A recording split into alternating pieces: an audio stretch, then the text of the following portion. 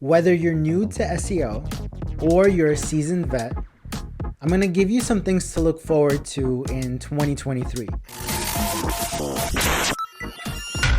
Hi, this is Roman Suharenko with Boost My Brand, and today I'm going to be talking about the different trends you could expect within SEO for 2023.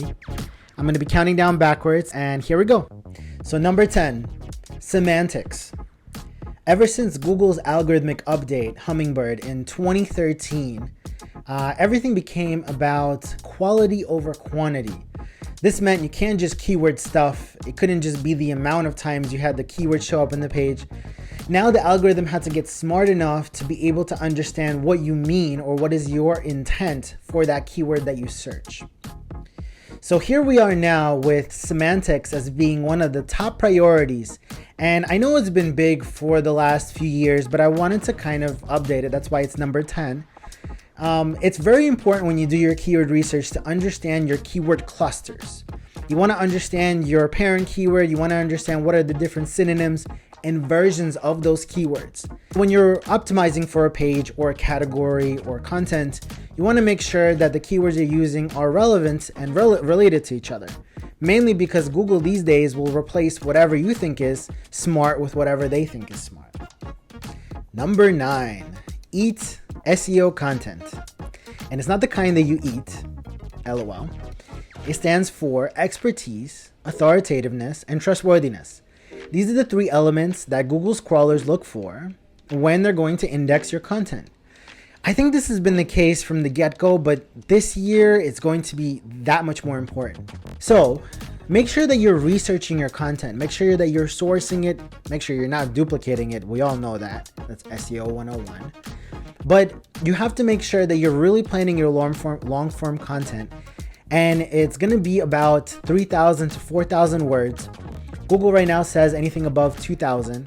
But the more you do and the more qualitative you do, the better. Don't stuff it. Don't use as many words as possible just to get that word count up. The algorithm is too smart for that. But make sure that you're producing a lot of content and lengthy content.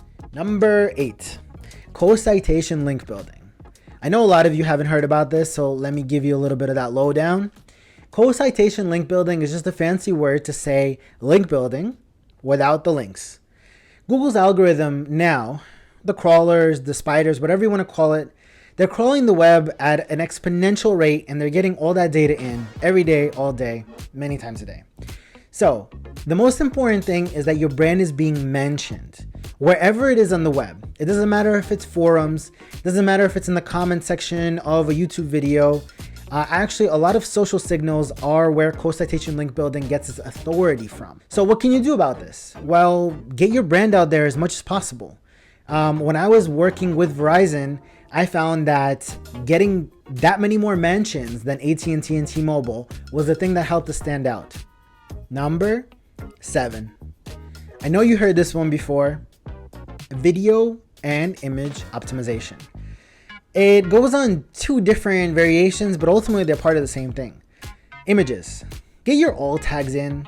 Make sure that you do that. I see too many people, too many clients who are missing alt tags in their pages. So get it done. But also make sure that your images are optimized for keywords. People are going on image search in Google more than they ever have. Secondly, videos. I know you've been hearing this for the last 10 years if you've been in it. So you know that videos are the future. Make sure that you're optimizing not only your videos on your website, but on YouTube. Make sure that you're using the proper keywords and make sure that it's kind of entangling itself into the overall strategy that you're using with your website. This goes for all social media, by the way. Make sure that it is an extension of your existing SEO practice. Number 6, schema. Structured data or schema has been at the forefront of SEO for the last few years. You know, the search results are getting more and more convoluted. Besides those paid ads, now you have videos, pictures, you have questions, you have answers, you have reviews. You got to optimize your websites for this. In the future, this is the only thing that you're going to see. All the other results are going to be pushed down. If you're not taking the time to work with Google, then you're not going to be winning.